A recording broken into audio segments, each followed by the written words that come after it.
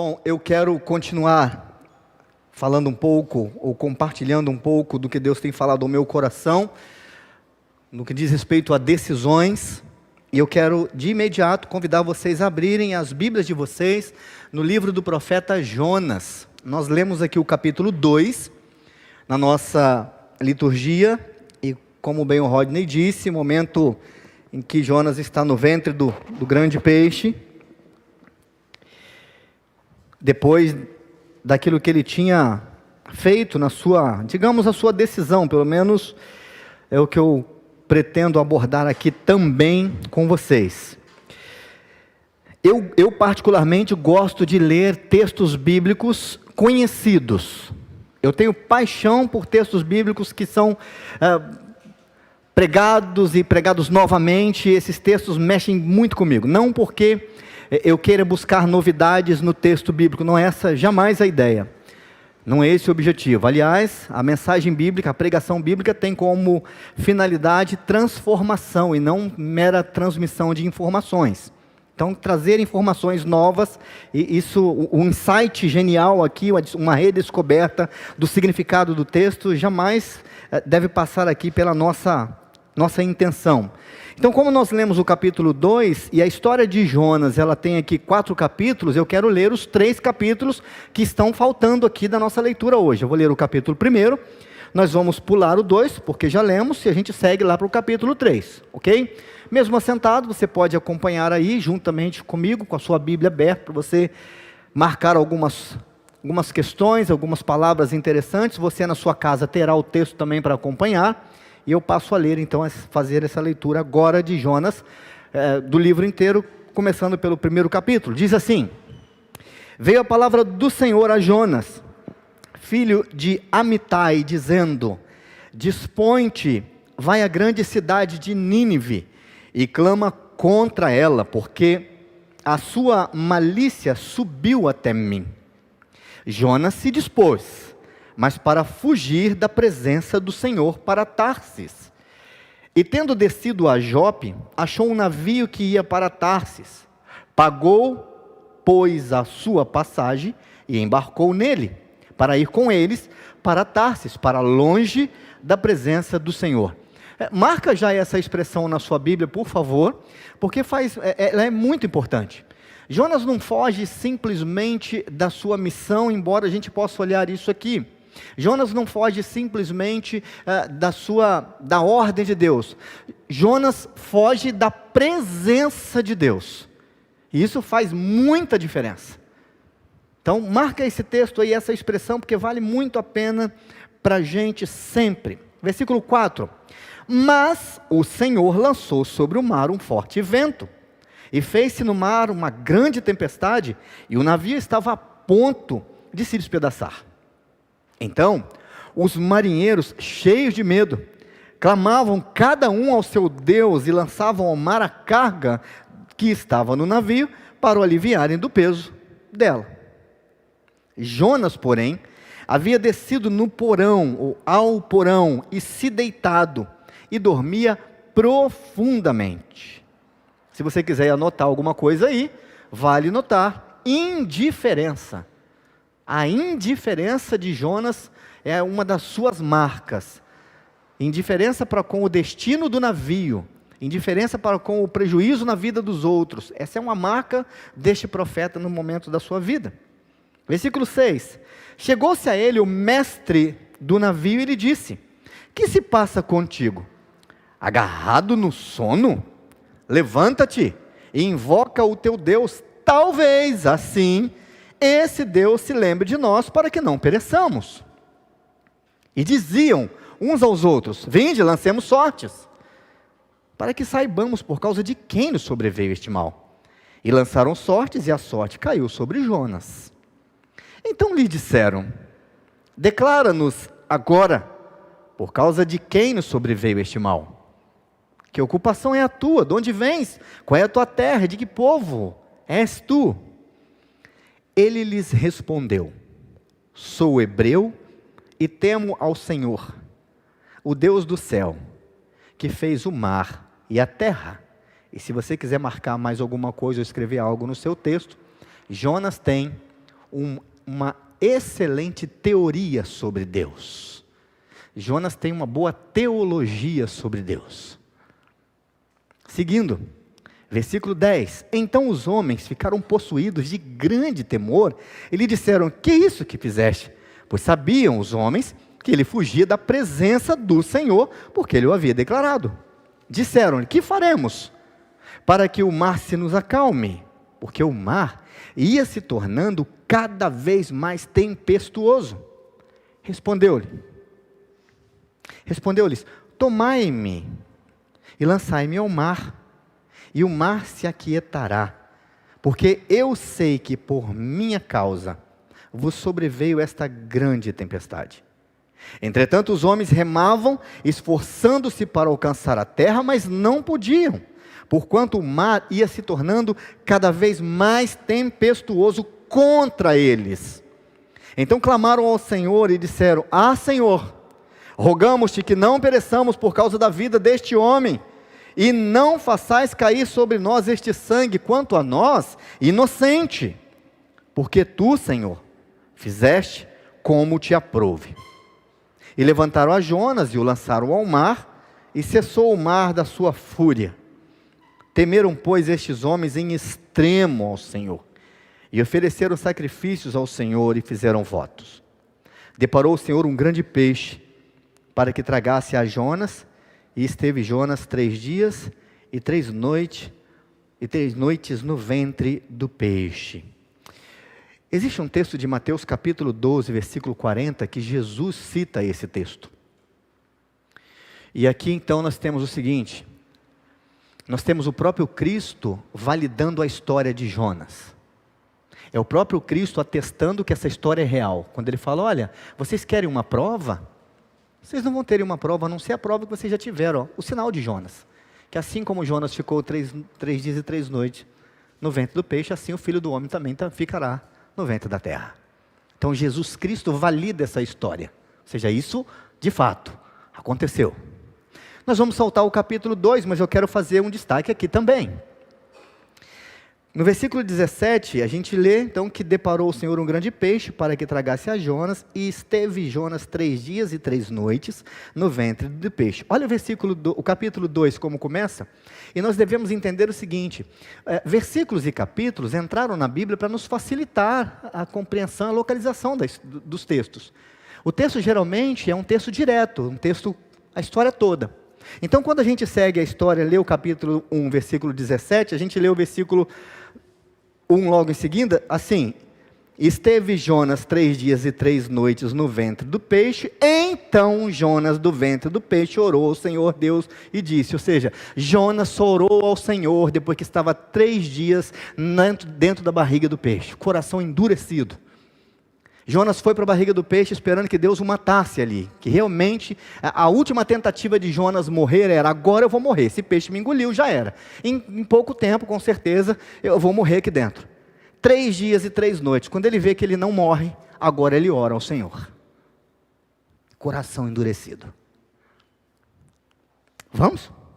Capítulo 3, porque Jonas ora, nós lemos aqui. E no versículo 10 do capítulo 2, falou o Senhor ao peixe, e este vomitou Jonas na terra. Capítulo 3, vem a palavra do Senhor, segunda vez, a Jonas, depois dele ter passado tudo isso, dizendo: dispõe-te, vai à grande cidade de Nínive, e proclama contra ela a mensagem que eu te digo.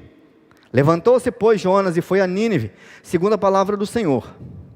Ora, Nínive era a cidade muito importante diante de Deus, e de 3 dias para percorrê-la. Começou Jonas a percorrer a cidade, caminho de 1 dia, e pregava e dizia: ainda 40 dias e Nínive será subvertida. Os ninivitas creram em Deus e proclamaram um jejum, e vestiam-se de panos de saco, desde o maior até o menor. Chegou essa notícia ao rei de Nínive.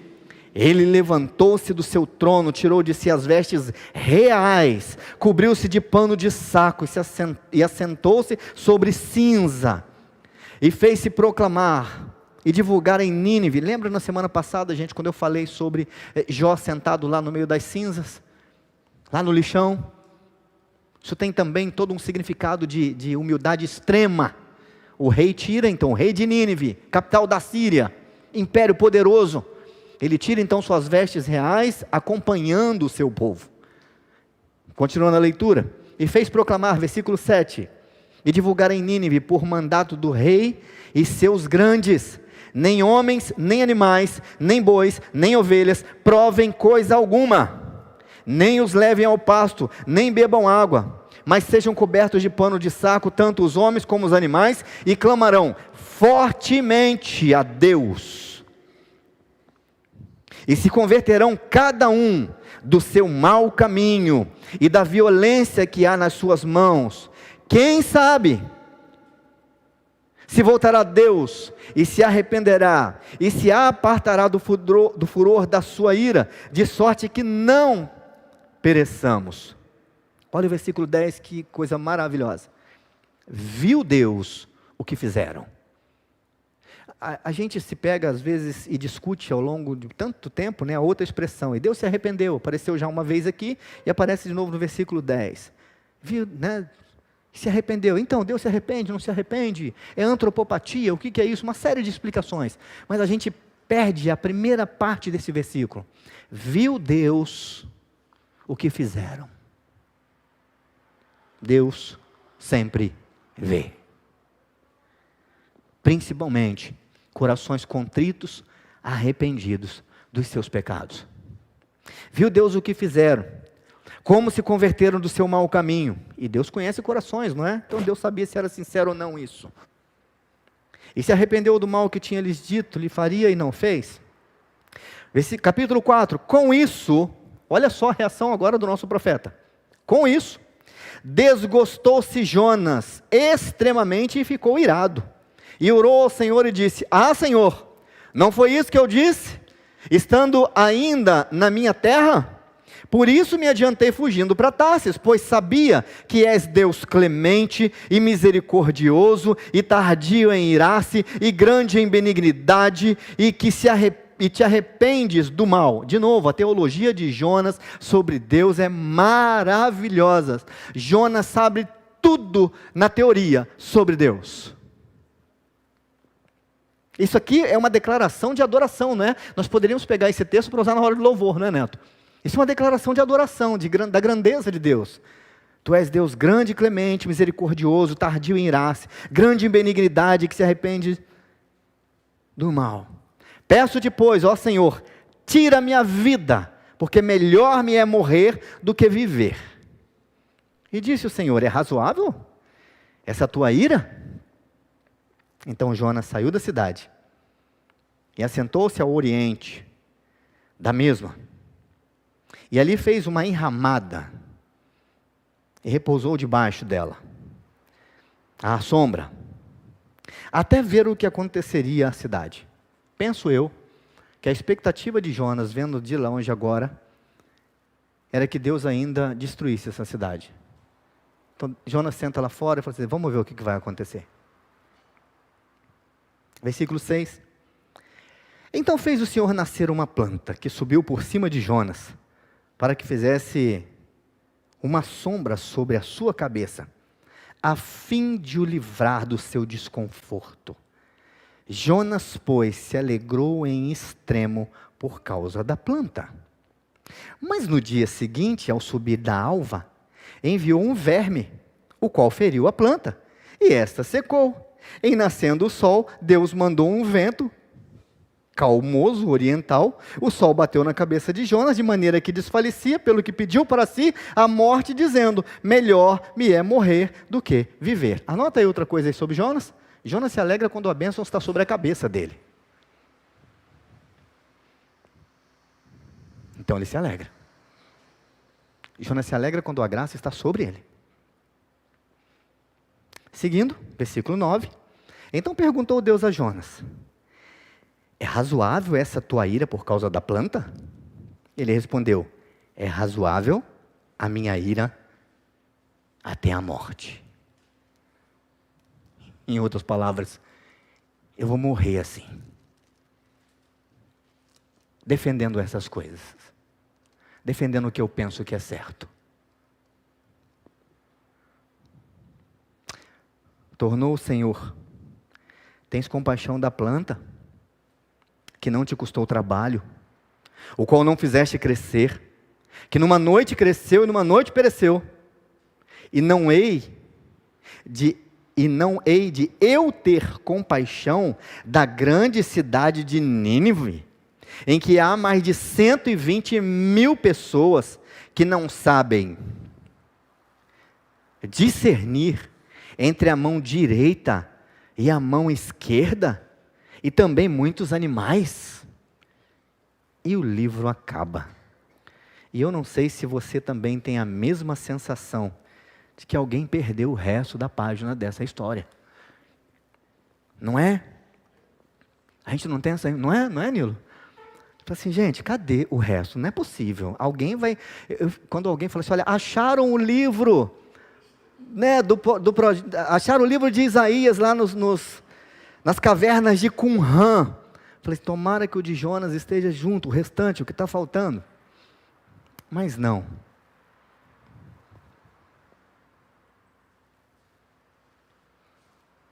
Não é assim. Vamos orar? Obrigado, Senhor, por esta noite. Mais uma vez, nós te agradecemos por isso. Por estarmos juntos na tua casa. Nós aqui e outros irmãos também junto conosco em adoração nos seus lares. Te agradecemos, Senhor, por este privilégio de podermos estar juntos em torno da tua palavra. Agora estamos juntos em torno da tua palavra. Pedimos, ó Deus, que o Senhor tenha misericórdia de nós. E que o Senhor fale ao nosso coração um pouco mais. Que o Senhor traga algo claro. Deste exemplo da vida do teu profeta, dos teus planos. E que o Senhor nos ilumine pelo teu Santo Espírito. Em nome de Jesus. Amém. E amém. Quando selecionando os textos, né, desta série, eu confesso para vocês que o texto de Jonas ficou me martelando, eu também como no texto anterior, mas o texto de Jonas, já no primeiro sermão Jonas precisa entrar nisso, porque a decisão de Jonas, ela é uma decisão difícil da gente entender, mas quando a gente ler a história de Jonas, a gente vai perceber o seguinte, é isso que eu quero compartilhar com vocês. Não tem só uma decisão aqui. Não tem só a decisão de Jonas. Há mais decisões aqui, nessa história. E aqui, eu quero relembrar um pouquinho do semana passada. Bom, na semana passada, sobre decisões, o que eu compartilhei aqui com vocês? Eu disse o seguinte, essas três coisas aqui. Primeiro que a decisão surge quando? Quando a gente precisa de fazer algo, quando precisa de mudar de direção, quando o que está acontecendo não pode mais acontecer. Então, precisamos fazer alguma coisa, não dá para continuar nesse rumo. Então, preciso mudar. Então, daí surgem as decisões. Falei também que a decisão não é a mesma coisa que escolha, que a escolha, ela geralmente não desconsidera, não rompe com as outras opções, e na verdade a decisão geralmente implica numa ruptura. Eu preciso de romper com algo. Eu conversei um pouco com o Vandinho essa semana, que está se preparando para pregar aqui no final do mês, sobre a série também. A gente conversou sobre isso. Falei, Vandinho, se concentra nisto. Pensa que uma decisão, ela implica numa ruptura. E na a última frase, talvez, que eu tenha falado na semana passada, é que as decisões que nós tomamos revelam muito sobre o nosso caráter. E o próprio Cristo fala sobre isso. A Bíblia fala que é pelos frutos que nós conheceremos sobre a árvore. Não é isso que a Bíblia diz? Então, é o resultado das nossas ações. Ou seja, também as nossas decisões revelam quem nós somos.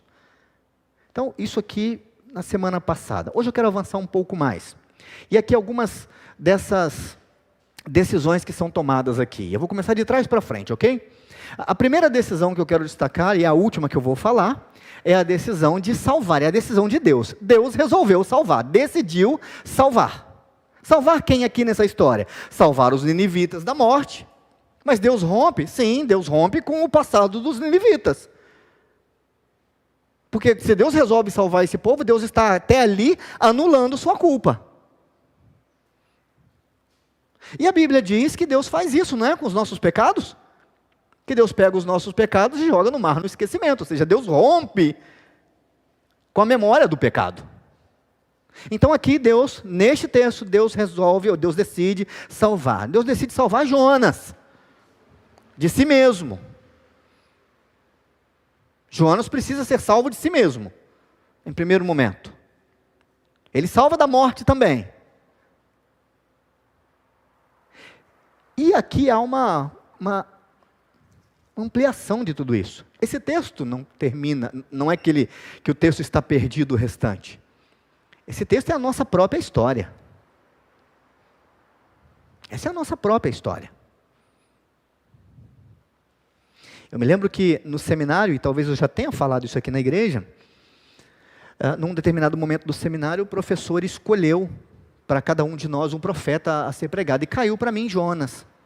Eu me lembro que eu entrei em profunda crise com essa história toda, porque como eu sou parecido com esse cara.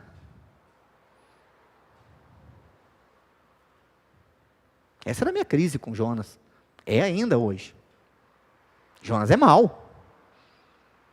Jonas é um cara mau.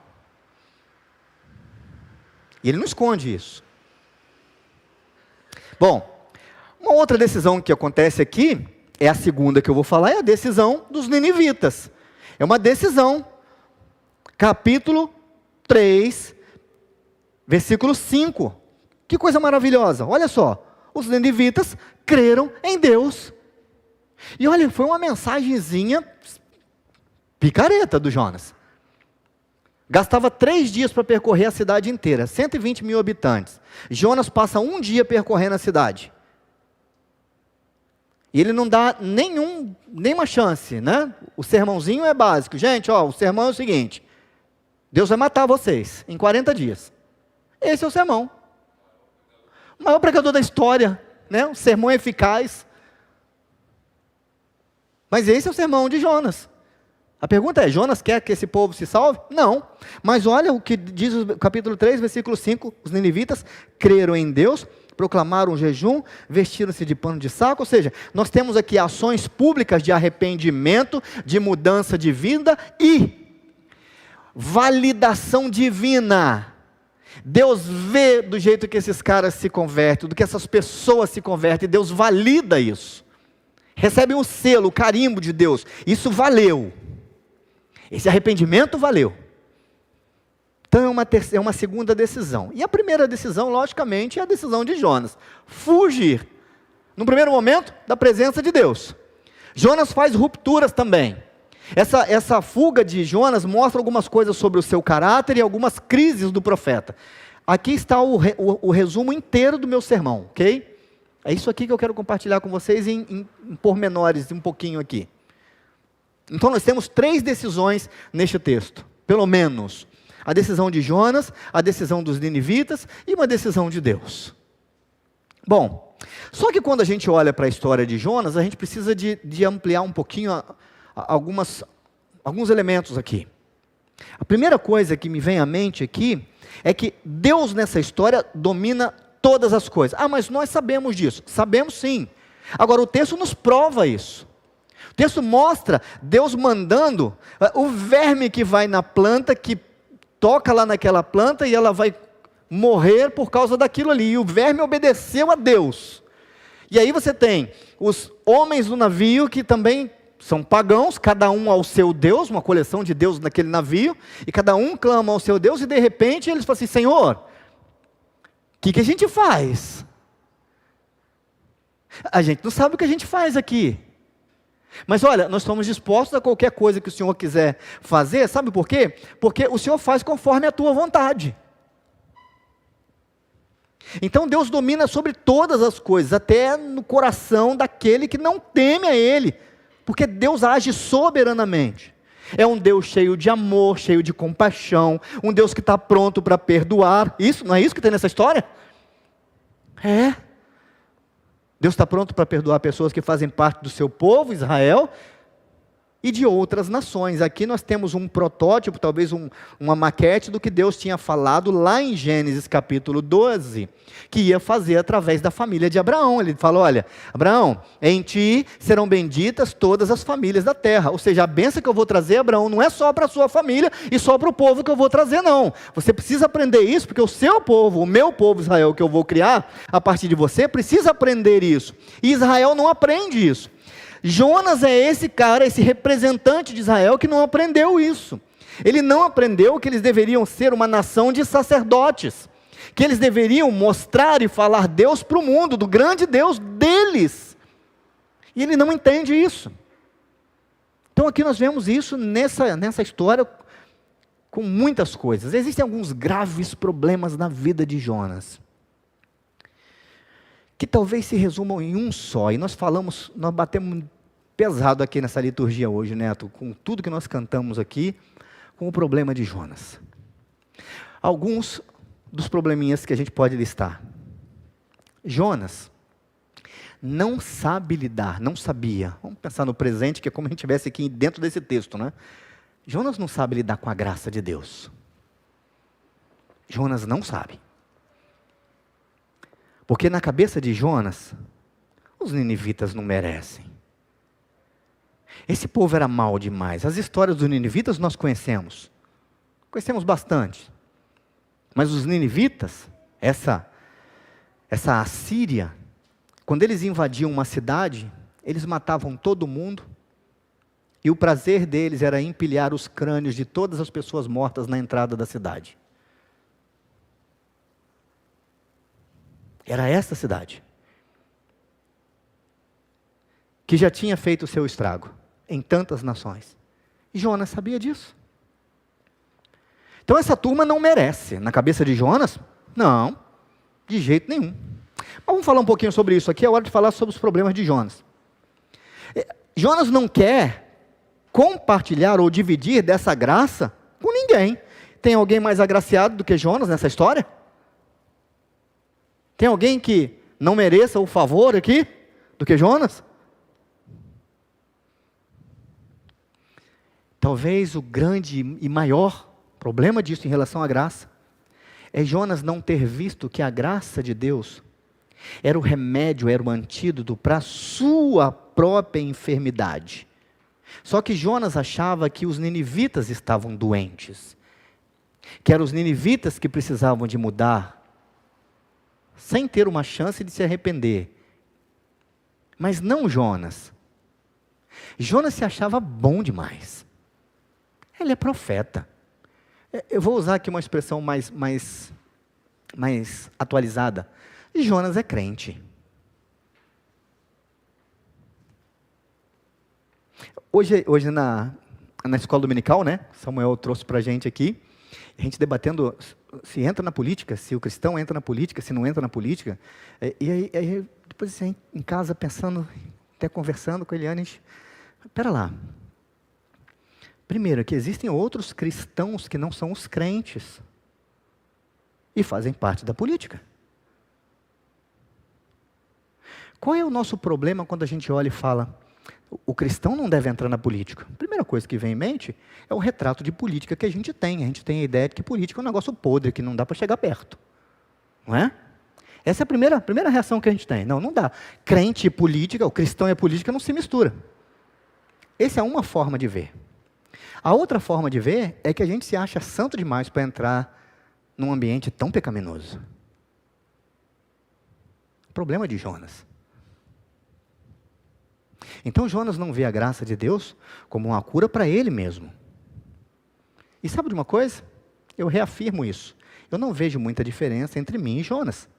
Porque eu creio que nós não saibamos lidar com a graça de Deus. Eu creio que seja possível que tenhamos dificuldades em dividir essa graça. E eu creio que nós não a vemos como um remédio para os nossos males, mas a gente vê como um remédio para o mal dos outros. Aliás, a gente não vê ela como um remédio, mas como um presente de Deus para nós. Então não há diferença, talvez, ou não houve ao longo da história, entre a igreja e Jonas. Então vamos lá, fechando um pouquinho aqui o foco em cada uma dessas decisões. Jonas decide então fugir da presença de Deus, e ele rompe com uma série de coisas. Talvez Jonas entendesse que era preciso mudar. Gente, eu tenho que mudar de direção, não vou para esse lugar não. Nós sabemos que o que Jonas faz é para o lado oposto, e se você pegar o mapa lá e ver para onde ele foge, ele vai subindo ali, beira-mar ali, lá para longe, ele era para ir para outro canto, mas muito diferente. Ele toma sentido contrário realmente.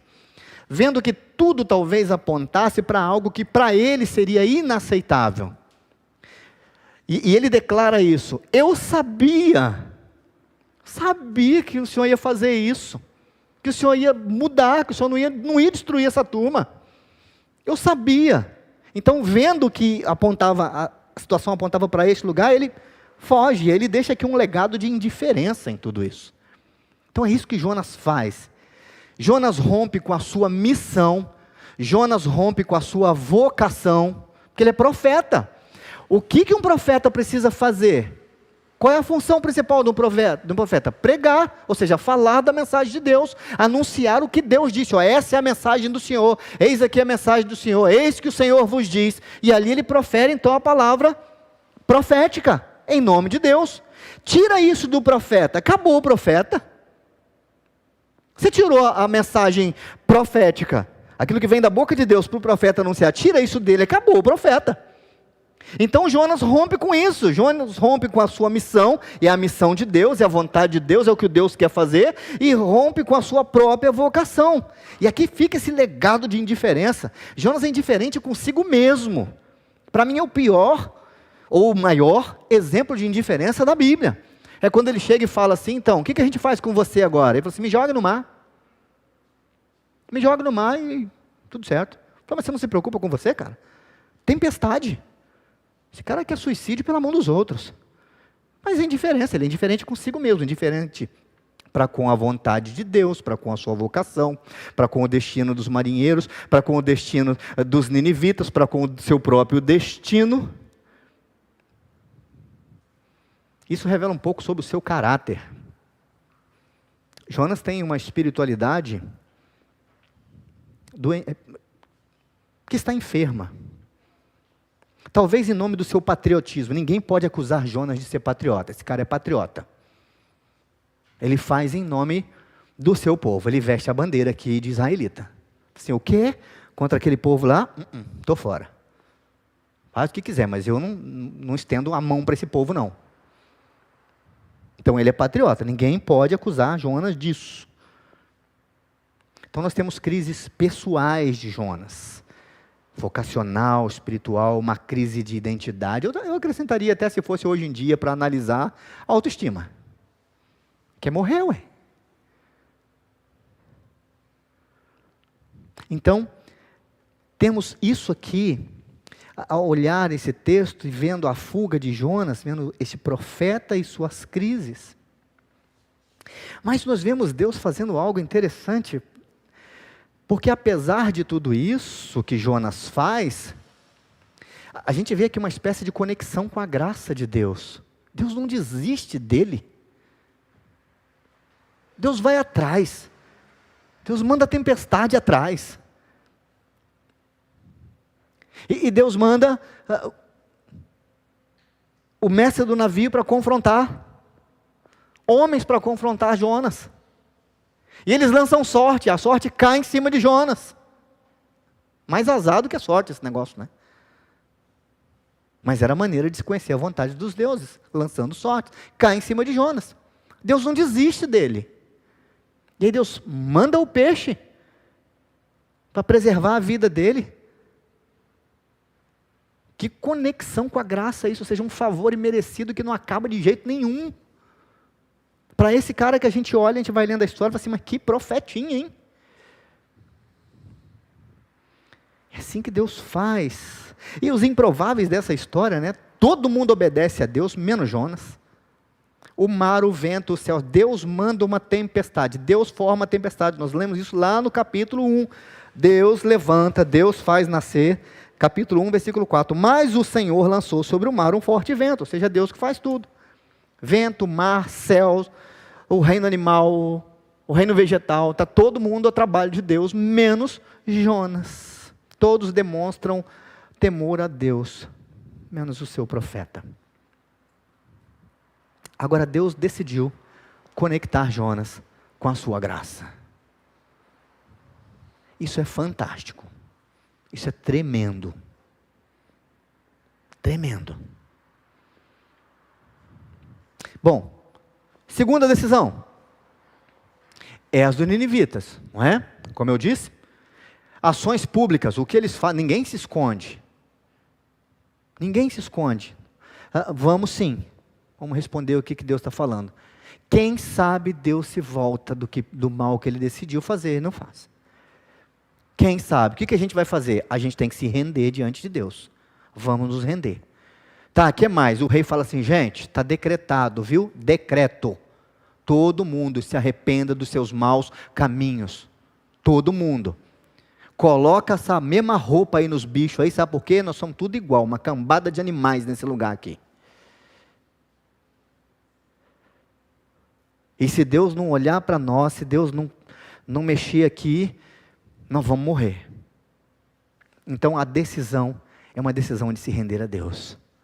Nós estamos falando de um povo pagão, mau, um povo sanguinário, que diante do perigo iminente e do anúncio da mensagem de Deus, eles resolvem se render. Mas é impressionante isso também, né? Porque eu fico imaginando Jonas, quando ele recebe essa imagem, essa mensagem, fala assim, salvar ninivitas, os caras da Síria, nada a ver. É a mesma coisa que entrarmos numa cadeia. Pensa bem, vamos tentar imaginar, porque para a gente, parece, isso não faz sentido, ou seja, é uma história só para nós, mas não entra, assim, como era para Jonas. Pensa o seguinte, país, digamos que o país tivesse aí um corredor da morte, lá, todo mundo lá esperando lá para morrer, que só aqueles bandidos mais cruéis. E o juiz da cidade falar assim, entra lá, abre a porta e manda todo mundo embora. Ninguém vai morrer. Como é que a gente ia ver isso? Mal. Essa é a ideia. Dá para pegar um pouco mais terrível essa visão? É isso que Deus faz. Libera esse povo da morte. Só Deus mesmo para fazer um negócio desse. Essa decisão deles de arrependimento declarado é sustentado por forte clamor. É outra parte do texto aqui que eu gosto muito de ler. Capítulo 3, versículo 8. Mas sejam cobertos de pano de saco, tanto os homens como os animais, e clamarão fortemente a Deus. E se converterão. E então Deus valida a decisão. Isso valeu. Pensa bem. Eu não sei como Deus faz as coisas. Eu não consigo entender também a graça de Deus. Porque vamos pensar, 100 e tantas mil pessoas, 120 mil pessoas. Todo mundo se arrependeu? Porque Deus não destruiu a cidade. Não morreu ninguém. Deus poupou a cidade. Então houve realmente algo fantástico, algo tremendo, o mover de Deus nisso daqui, nessa cidade. E isso aqui que a gente vê é um contraste, não só com a vida de Jonas, mas com tudo aquilo que a gente já viu. Essa decisão dos ninivitas não tem precedentes na história, com ações públicas de jejum. Jejum para todo mundo, até para os animais. Não manda essa turma para o pasto não, deixa sem comida. Isso não tem precedentes na história. A base disso é o sustento do clamor. Deus decidiu, de alguma forma, conectar os ninivitas com a sua graça. Os ninivitas também foram conectados à graça de Deus. E a gente está indo para um nó maior aqui, nessa mensagem. Depois eu falo desse nó maior. Mas a terceira decisão, para mim, é a decisão de Deus salvar essa turma. Como eu disse, os marinheiros do navio, os irracionais e pagãos ninivitas. O último versículo de Jonas, do livro de Jonas, é maravilhoso nessa. O último versículo diz: não hei eu de ter compaixão da grande cidade de Nínive, em que há mais de 120 mil pessoas que não sabem discernir entre a mão direita e a mão esquerda. Olha só, o que isso significa? É um povo que não sabe nem pensar, uns irracionais, não dá para... Jonas, esse povo não pensa em nada. Deus resolve salvar essa turma. Deus salvou a turma do navio. Mas Deus estava trabalhando na vida do seu profeta. A grande lição de Jonas, do livro de Jonas, é que Deus está trabalhando na vida do profeta dele. Deus está trabalhando nessa indiferença. Deus está trabalhando nesse patriotismo cego de Jonas. Deus está trabalhando nas suas crises existenciais. Jonas tem uma crise de identidade. Sua declaração: eu sou hebreu e temo ao Deus do céu. Acho que foi na semana passada que o Samuel também estava dando aula, e eu até mencionei algo nas minhas perguntas, né? Eu creio que a nossa dificuldade é entender o que é temer a Deus. O que é temer a Deus? O que é temer a Deus? Porque Jonas fala: eu temo a Deus. Mas não faz o que Deus quer, não obedece a Deus, faz tudo o contrário, torce contra a vontade de Deus. E na hora de perguntar: quem é você? Eu sou um cara que teme a Deus. Qual Deus? O Deus que fez o céu e a terra. Sou hebreu e temo a esse Deus. Você teme a Deus? É nessa que eu me igualo a Jonas. Deus resolveu salvar os demais povos, e aqui a gente entrou nisso, e aí Deus resolveu nos conectar com a sua graça.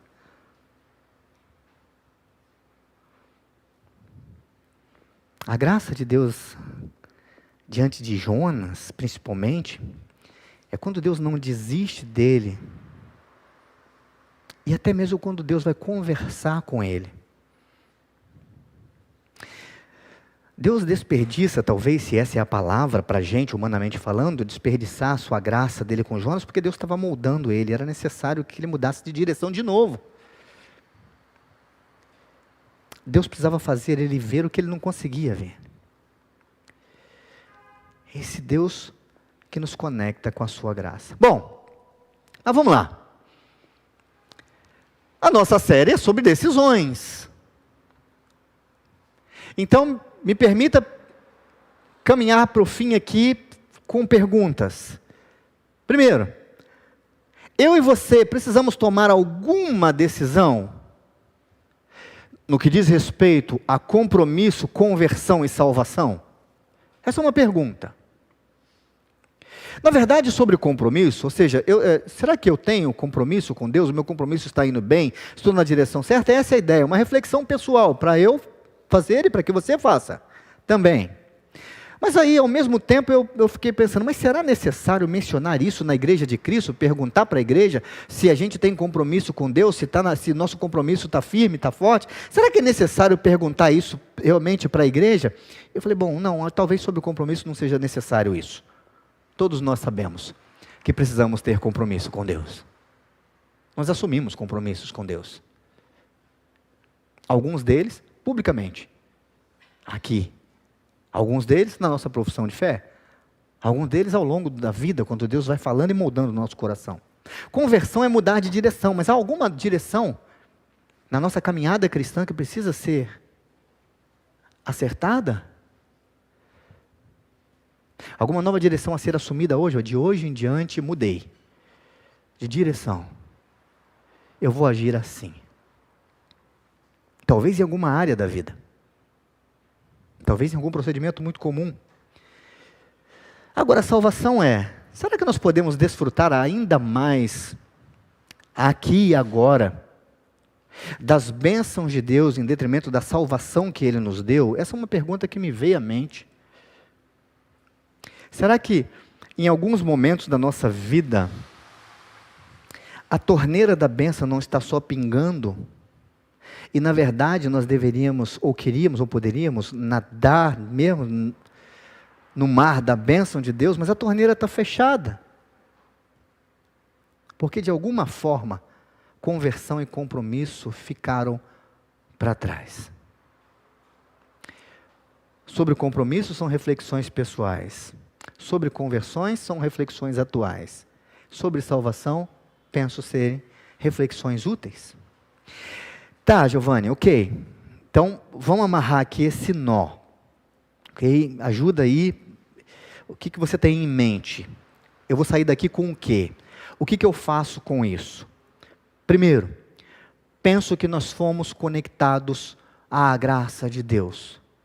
Penso que, por eu ser quem eu sou e fazer as coisas que eu faço, a cada dia eu sou surpreendido pela graça de Deus. Deus me surpreende com um favor que eu não mereço. E aí surgem então esses 3 elementos na vida do cristão que Deus decidiu colocar no nosso caminho. E o primeiro deles, logicamente, é graça. É o tema aqui quase do nosso culto inteiro. Tá, mas qual o problema disso? O problema disso é que, sinceramente, esta é uma verdade, ou essa é uma verdade, a palavra graça, tudo que ela traz, essa é uma verdade sobre a qual nós sabemos muito pouco. Muito pouco. Penso eu. A gente sabe muito pouco sobre graça, na prática. Imagine Jonas andando pela cidade de Nínive. Roupa de profeta, cara de profeta e atitude de profeta. E ele pregando, ele se encontrando com as pessoas na rua. Já imaginou o sorrisinho amarelo? Aquele sorrisinho que talvez nem saiu? Quem diz assim, vou pregar para você, já 40 dias, Nínive será subvertida. E no pensamento, vocês vão morrer tudo.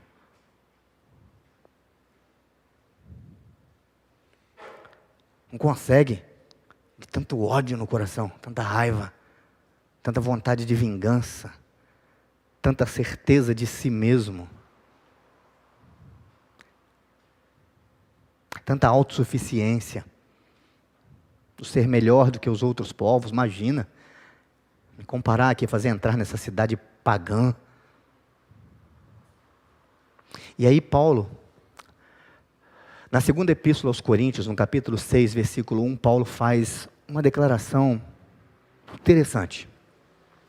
2 Coríntios 6, 2 Coríntios, capítulo 6, versículo 1, Paulo diz assim: e nós, na qualidade de cooperadores com ele, também vos exortamos a que não recebais em vão a graça de Deus.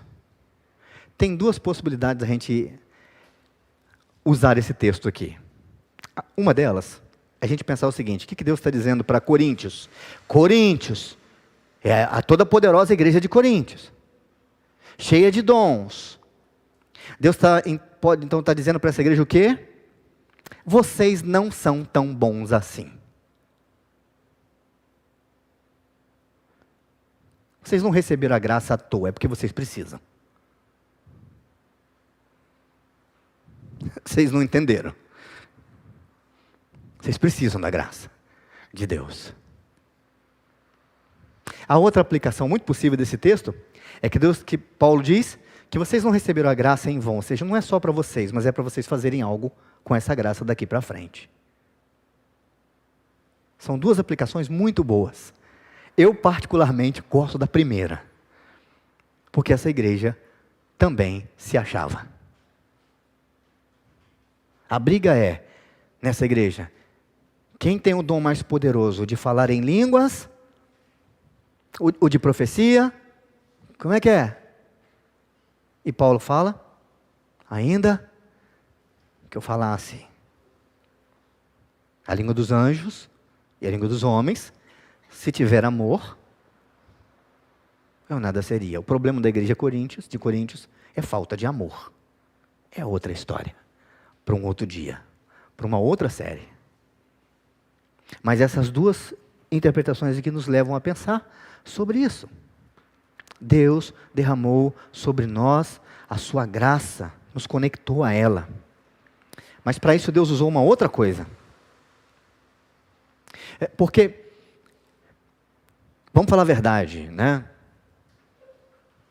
Nós somos bem ruinzinhos. Né, Ronaldo? Somos bem ruinzinhos. A gente é bom em cometer erros hoje, né? E aí a questão é, como é que vai ser amanhã, diante de tudo isso que eu fiz? Deus precisa de entrar com algo aqui na minha vida. Deus precisa de colocar algo no meio dessa história, porque todo dia eu sou bem ruim. E aí Deus entrou com a sua misericórdia. Deus retém a mão e não nos dá o castigo que merecemos. Foi o que Deus fez com os ninivitas também. A grande questão é que Jeremias 3:22 fala justamente o que nós precisávamos. Deus resolveu dar esse negócio chamado misericórdia, e é algo tão bacana que todo dia tem mais. É o texto que diz que as misericórdias do Senhor são a causa de não sermos consumidos, porque as suas misericórdias não têm fim, renovam-se cada manhã. Deus sabia, Samuel, que nós precisávamos de um negócio disso amanhã de novo. O de hoje foi para hoje, mas amanhã eu preciso outra vez. Foi com graça e com misericórdia que Deus nos conecta a Ele e a esse mover da sua graça. Mas aí precisava de uma outra coisa, para amarrar esse nó aqui. É o amor. Não tem outra explicação para a gente entender o que Deus faz com Jonas, se não for amor. Deus amava esse cara. Não tem outra explicação. É por causa dos ninivitas também, é por causa de Israel também, é por tudo também, mas Deus ama Jonas. Deus poderia ter chamado qualquer um, qualquer outro. Jonas foi um profeta muito ativo no reino de Jeroboão II, muito ativo. Tinha livre acesso na corte do rei, era um cara bem influenciado, de muita influência. Lá no livro dos reis fala dele, menciona ele. Mas só isso não basta. Jonas precisava ser envolto pelo amor de Deus. Como é que esse amor se manifesta? Isso é o que é o grande barato desse negócio, não é? Qual é a grande marca do amor? Talvez eu poderia perguntar isso para a Júlia e para a Camila, porque elas, né? Tá aí, né? Tiago, Renato. A Júlia até engasgou. Uma das grandes características, uma das grandes marcas do amor é a sua capacidade de não nos fazer desistir do outro. Quem ama não desiste do outro. Salmo 139, versículo 7. Para onde me ausentarei do teu espírito? Para onde fugirei da tua face? O salmista diz. E Jonas nos mostra com a sua história, e Deus nos mostra com a história de Jonas, que isso não é possível. Nós somos pecadores conectados à graça de Deus por causa dessas coisas que Deus faz. Então, juntando o encontro de domingo passado com o encontro de hoje, eu quis compartilhar com vocês que as decisões surgem quando é preciso fazer algo, quando geralmente temos que romper com algumas coisas, e quando nessas decisões tudo se revela sobre o nosso caráter, e elas nos conectam com a graça de Deus. É sobre isso. Ok, eu vou parar por aqui. Só quero lembrar você de Jesus Cristo. Num determinado momento da história, não sei quando e não imagino também, e talvez, ou melhor, só imagino, talvez isso seja apenas imaginação minha. Penso que um dia Deus sentado lá na eternidade junto com o Espírito e com o seu Filho, e ele diz, olha, vocês sabem que vai chegar uma época e tem que descer alguém lá, um de nós três, vai ter que descer para resolver o problema deles lá. Eu fico imaginando, numa novela, num projeto fictício, Jesus falando: eu vou, Pai. Eu vou. Então ele vem. Por quê? Porque alguma coisa precisava ser feita na nossa história. E Jesus então rompe com tudo aquilo que ele tinha na glória anterior com seu Pai, como as Escrituras nos dizem. Deixou sua glória e se fez homem. Homem de dores. E tudo o que ele fez nessas decisões, ou nessa decisão da parte de Deus, mostrou tudo sobre o seu caráter. E fez tudo isso para nos conectar com a graça do seu Pai.